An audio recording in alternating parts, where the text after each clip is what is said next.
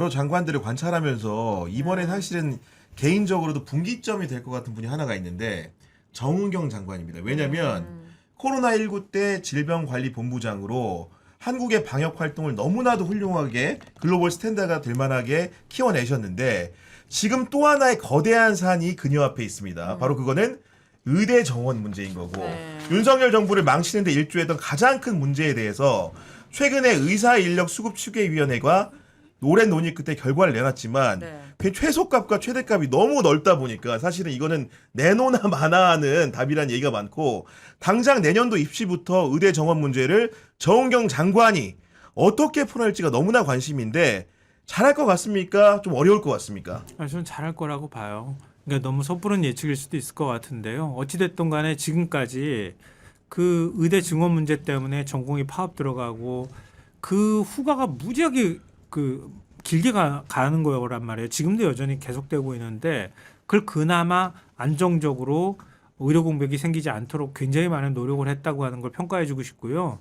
그 다음에 이제 진짜 숙제가 남아 있는데 의대 증원 추계위원회에서 이렇게 추계했다 하더라도 결국은 복지부가 어떻게 그 의료정책심의위원회인가요? 맞아요. 보건의료정책심의위원회에서 거기에서 논의를 하더라도 보건복지부의 의도가 굉장히 중요하단 말이에요. 그러니까 무리하게 증원하지는 않을 거다.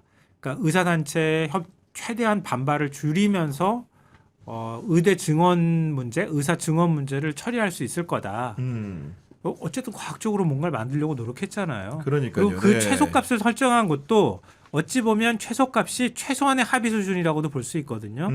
최소한의 합의 수준으로 얘기하면 연 500명이든 몇백 명 수준 그리고 그 증언되는 수준도 지역의사제 할당하는 형태 이런 식으로 이제 치밀하게 준비를 한다고 하면 의사들이 반대할 명분이 그렇게 이전처럼 그렇게 하긴 좀 어렵지 않을까 하는 기대를 하고 있어요. 왜냐면은 이 문제가 중요한 게 지금 윤석열 일당들이 지금 이렇게 망원경을 이렇게 들여다보면서 이놈들이 이 문제를 어떻게 해결하냐를 정말로 관찰을 면밀하게 하고 있거든요. 그리고 일당이라고 하면 누구 말하는 거예요? 그러니까 주변에 있던 사람들이 우리도 못했는데 너네 잘하나 보자 이런 생각하고 있는 거거든 지금. 성적표가 적나라하게 나올 거예요. 그러니까 그 2,000명 맞춰서 그냥 밀어붙였던 거랑 이재명 정부는 어떻게 해결할 것인가가 너무 극명하게 드러날 거기 때문에 이렇게 시험대에 오른다고 보는데 저는 이 의사 증원 문제가 약간 서울병, 그러니까 서울에 집중되는 문제랑 거의 비슷하다고 봐요. 아, 서울병이다. 왜냐하면 모두가 문제인 걸 알고 이것 때문에 정말 많은 문제가 일어나고 있어요. 특히 교육 부분에서는 모두가 의사가 되고 싶어하고 재수 3사하고 사교육 열풍 불고 이렇게 되고 있는 것도 문제고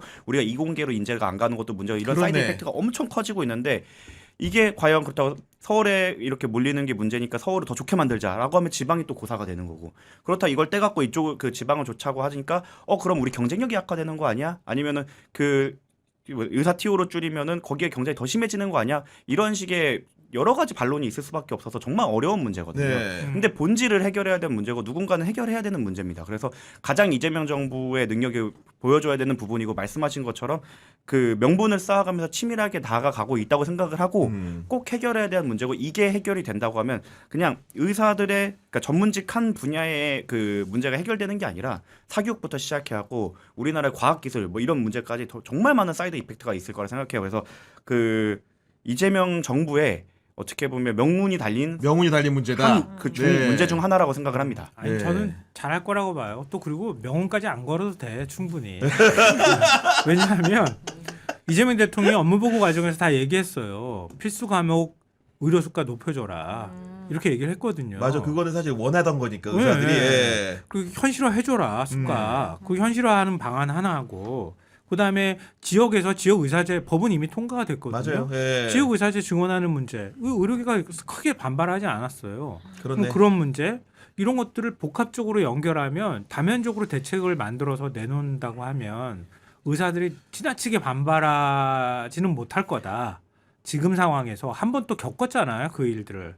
합리적으로 일을 처리하는데 무조건 의사들이 반대한다?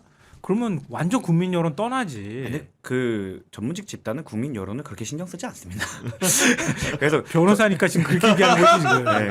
아니 또 제가 어떻게 하다 보니까 의협 자문 변호사도 잠깐 했었어요. 아, 그래요? 네. 그래서 그 윤석열 정권이 그때 의사들 탄압할 때 이제 변호를 해주겠다고 나서갖고 거기 그 상비군에도 들어가고 했었는데 사실 그것보다 제가 중요하다고 생각하는 건 결국에는 의사 집단 내부에서의 설득력을 가져야 된다고 생각을 해요. 바이탈에 대해서 바이탈과 그러니까 이제 생명을 다루는 과들에 네. 대해서 더 나은 대접을 해줘야 된다는 거에 대해서 의사 업계에서 반대하는 사람은 전혀 없을 겁니다. 그렇죠. 근데 이제 소위 말해서 이제 멸칭으로 불리죠. 레이저 싸게가 되고 있는 사람들을 어떻게 그런 바이탈로 끌고 갈 것인가인데 그거를 너무 억지로 그냥 무조건 2,000명 늘려 이렇게가 아니라 시장에 맡겨서 잘 해결을 하면 되는데 근데 이게 또 말씀하신 것처럼 무조건 바이탈 우대한다라고 하면 어떻게든 건보 재정이 그냥 무제한으로 늘어날 수는 없는 거니까 맞아요. 예. 그래서 거기에서 이제 중도를 찾아야 된다. 개인적인 생각은 우리 영화 볼 때 뭐 그 문화진흥 뭐 이런 것처럼 뭐 2,000원씩 더 내잖아요. 그런 것처럼 우리가 비바이탈과 중에서도 좀 필수적이지 않은 과들 예를 들어 우리가 성안 이렇게 나오잖아요. 예. 그런 과에서 우리가 좀 특별교부세처럼 뭐를 받아갖고 그거를 바이탈에 보충하는 식의 그런 좀- 진료에서 받아서 네. 그 환류를 다 시키자. 그래서 네. 그러면 아니 그 피부과 의사분들이나 성형외과 의사분들도 바이탈에 기여를 하기 때문에 그분들을 비판할 것도 아니게 되고 그렇죠. 그 예. 재정으로 우리 생명을 살리는 거니까 그분들도 사실은 도움을 주는 거고 서로 상생하는 방안이 되지 않을까라는 아이디어가 있는데 피부과 성형외과가 집단 파업할 것 같은데. 근데 파업해도 아무 일도 네. 안 일어나요. 이게- 몇 번 안 가면 되니까. 이게 그 필수제가 아닌 부분들은 파업이 안 되는 게 변호사 업계랑 똑같습니다. 그러니까. 저희가 파업한다고 해서 아무 일도 안 일어나. 아무 일도 일어나지 않습니다. 피부과 뭐몇달 못 갔다가 막. 그리고 너만 하는 줄 아냐? 보니까 지금 그 필수적이지 않은 곳이 파업을 하는 순간 바로 거기 이벤트가 열립니다. 바로 옆 가게에서 그러니까, 더 옆 싸게. 사무소에서 그러니까. 너만 하는 게 네, 아닙니다. 바로 이게 지금 네. 쿠팡처럼 쿠폰 막 뿌릴 겁니다. 그렇기 때문에 저는 이렇게 그 재원이 무한정이지 않기 때문에 바이탈에 뭐 무한정 퍼줄 수 없는 것을 그 내부에서 조금 균형을 맞추는 네. 방법을 좀 가져가면 어떨까 이재명 생각합니다. 대통령은요, 제가 그동안에 보면 신상필벌이 확실하고요. 당근이 있으면 채찍도 반드시 따라가게 돼요. 다 그걸 만들 거예요. 그래서 지난번에도 얘기 나왔던 것처럼 건강보험공단에 특사경 한 50명쯤 줘버려 이렇게 얘기하잖아요. 특사경이 뭐예요? 특별 사법경찰. 사법경찰. 오. 그러니까 의사들, 그러니까 그 병원에서 환자 과잉 진료하고 의료수가 높이기 위해서 뭐 요즘에는 무슨 살 빼는 약도 엉뚱하게 처방해가지고 네. 한다면서요. 막 이런 거라든가 보험 재정이 누수되는 부분들을 철저하게 단속해 들어가는 건 의사들이 뭐라 하겠어. 당연하죠. 그러니까 그런 부분들 단속해 들어가고 그 건보 재정으로 아까 말씀하셨던 것처럼 필수 의료 있는데 지원해 줄 거야. 그리고 그쪽으로 지원이 더 많이 들어가게 해주고 그리고 의사들 한꺼번에 많이 늘리겠다는 게 아니라 단계적으로 차근차근 늘려갈 거야. 그리고 그 늘리는 의사의 상당수도 지역 의사제로 공공의료 있는데 봉사할 수 있도록 할 거야. 뭐 이런 것들로 하나하나씩 이렇게 입체적으로 뭔가 그림을 만들어서 저는 낼 거라고 봐요. 단순히 그냥 대통령 내가 마음에 안 들어 2,000명 될 때까지 해 아니죠. 이렇게는 절대 안 이재명 한다는 대통령의 거죠. 당연하죠. 특성상 지금까지 인센티브도 많이 줬어요. 그래서 맞아. 예, 네. 너네가 지금까지의 꿀단지를 어느 정도 하는 대신에 어떠한 인센티브를 줘야 되는데 저는 아까 그 말씀드린 특별교부세처럼 그거로 바이탈로 전환해서 도덕적으로도 너네도 바이탈을 하는 거야. 그리고 거기에 대해서도 이제 의사로서 어떻게 보면 자부심을 가질 수 있고 아니면 뭐 이런 식으로 조금 윈윈하는 전략을 이끌어내시지 않을까 저는 기대하고 있습니다. 그리고 이재명 대통령은 이런 중대한 그런 논점이 있는 현안이 있을 때마다 주로 이제 우리 같은 방송들도 관찰하면서 의견도 보지만 실제로 이제 뭐 게시물에 달린 댓글이라든가 뉴스에 달린 댓글을 정말로 열심히 본다고 하던데 진짜요? 우리 오인혜 씨 같은 경우는 평소에 댓글을 좀 봅니까 안 봅니까? 댓글 안다는데 나는. 안 달았어요? 근데 거의 예. 많은 분들이 진짜 댓글 다나? 저는 진짜 댓글 안 달아요. 아 그렇구나. 네. 댓글 달 필요가 없지. 그냥 자기가 나와서 다 얘기하는 채널이 있으신데 5년 답이다 보니까 생각해보니까 여기다. 이게 진짜. 예. 저는 댓글 안 답니다. 그냥 5년은 너무 짧다. 이 세 분의 얘기를 들으니까 그 생각만 들어요. 의대 증원도 이렇게 만약에 해결이 되고 네. 막 필수의료, 지방의료 이런 부분들이 서서히 해결이 되는 가능성과 희망만 보여도 저는 너무 좋을 것 같거든요. 아니 근데 근데 이 댓글 예. 조작하는 집단이 있습니까? 아니 그러다 보니까 이재명 대통령이 국무회의 석상에서 자기가 댓글을 너무 열심히 보기 때문에 네.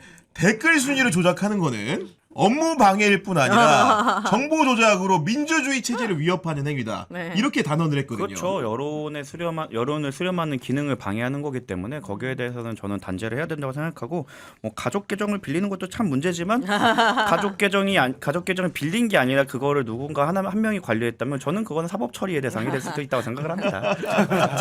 누구 얘기지?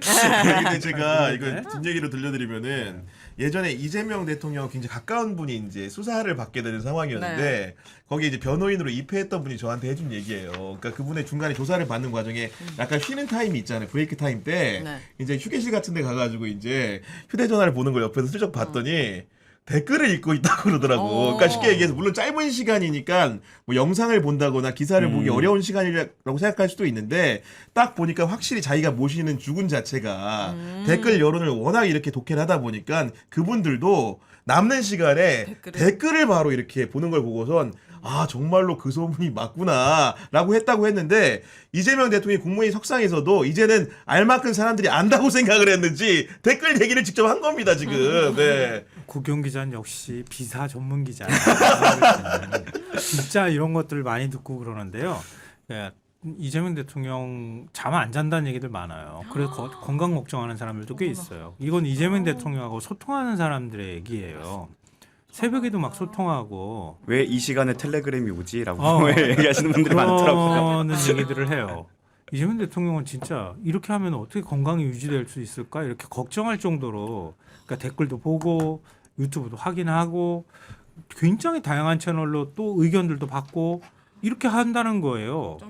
그러니까 그런 면에 있어서는 과거 뭐 윤석열 전 대통령 그 뭐 텔레그램 몇몇 사람한테 왔다 갔다 이런 수준이 아니라 국민들이 어떤 반응을 보이는지 이런 것들을 굉장히 민감하게 네. 본다는 거죠. 네. 네. 퇴근에 본인이- 핸드폰 압수하면 안 돼요? 네? 대통령 잠은 자야 돼. 안 돼. 그럼 자는 이거는 사이에 지금- 그럼 누가 해? 그걸? 핸드폰 뺏어달라고 김혜경 여사님이 뺏어가지고 야 그럼 김건희 되잖아. 말을 잘해야죠 지금 보니까. 누군가 뺏어가지고 못 보게 해야 될 것 같아요. 잠은 주무셔야죠. 아 근데 그렇게 정보를 많이 받아들이는데 와. 그걸 스스로 소화하고 있다는 그게 더 거야. 신기해요. 그게 더 네. 신기해. 그게 그냥 표면적으로 들었다가 아니라 그거에 대해서 아 이게 뭐가 문제고 이건 어떻게 해결해야 돼요 해서 피드백이 나간다는 것 자체가 정말 네. 되게 정신력을 많이 소모하는 거거든요. 네 맞아요.